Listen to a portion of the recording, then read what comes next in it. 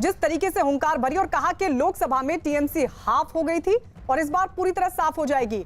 PM ने लोगों से बिना डरे वोट डालने की अपील की। रैली में पीएम ने बंगाल चुनाव के लिए नया नारा भी दिया है, जोर से छाप टीएमसी साफ। मैं पश्चिम बंगाल के हर वोटर से कहूंगा, लोकसभा चुनाव में आपका मंत्र था चुपचाप कोमल छाप, चुपचाप कमल छाप। ये इसका कमाल कर दिया था। आपके एक वोट की ताकत आपने कश्मीर से लेकर अयोध्या तक दिखी है। इस बार आपको जोर से छाप टीएमसी साफ के इरादे से आगे बढ़ना है। भ्रष्टाचार के आरोप पर तंज कसते हुए पीएम मोदी ने पूछा कि आखिर जनता की दीदी भतीजे की बुआ बनकर क्यों रह गई। प्रधानमंत्री ने ममता बनर्जी पर जोरदार हमला बोला और जमकर घोटाले करने का आरोप लगाया। बहनों और भाइयों, आपके इसी जोश से दीदी और उनके साथियों की नींद उड़ी हुई है। तभी तो ये लोग कह रहे हैं इस बार खेला होवे, खेला होवे, खेला होवे। वाकई ये लोग तो अनुभवी खिलाड़ी हैं,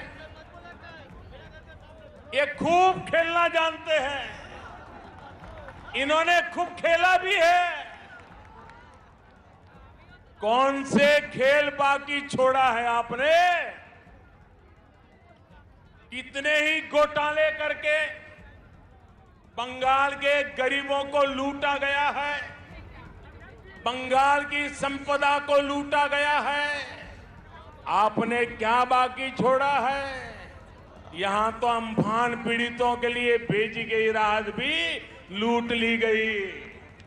टोलाबाजी, सिंडिकेट, कमीशन कट, आपने इन घोटाले किए हैं, इतने घोटाले किए हैं कि अपने आप में करप्शन ओलंपिक का खेल आयोजित हो जाए।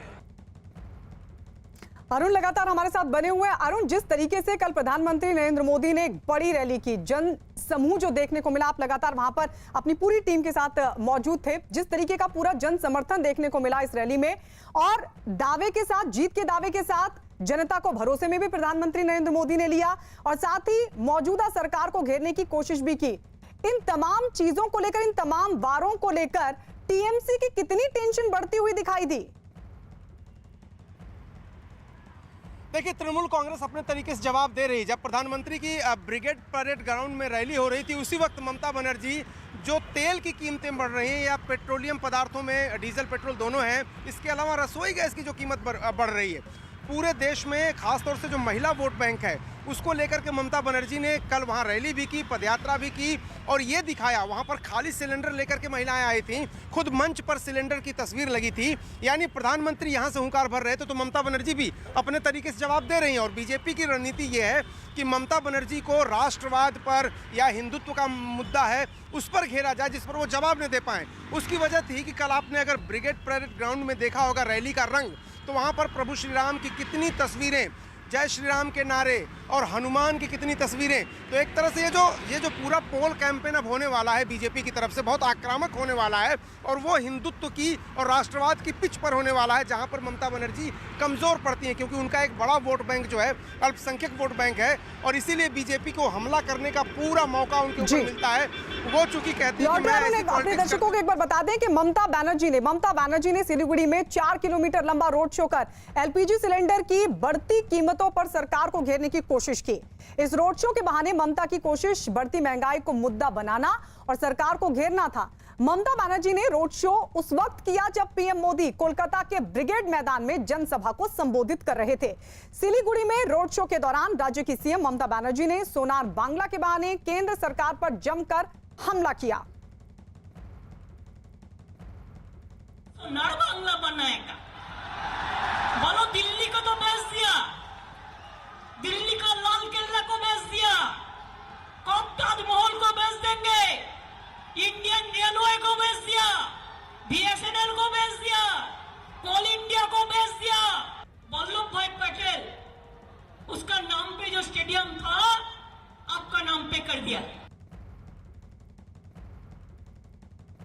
तो ये ममता बनर्जी को आप सुन रहे थे। ममता बनर्जी जिन्होंने सिलीगुड़ी में निशाना साधा और महंगाई के मुद्दे पर केंद्र सरकार को घेरने की कोशिश की। इसके अलावा ममता बनर्जी ने कोरोना संकट के दौरान केंद्र सरकार पर मदद नहीं देने का आरोप भी लगाया और ये दावा किया कि कोरोना संकट के दौरान वो बंगाल की जनता के साथ थी। सुनिए उन्होंने क्या कहा।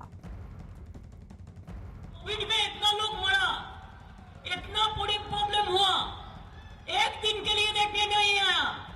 तब डर के मरते थे और वर्चुअल करते थे। मैंने कोविड का टाइम मिला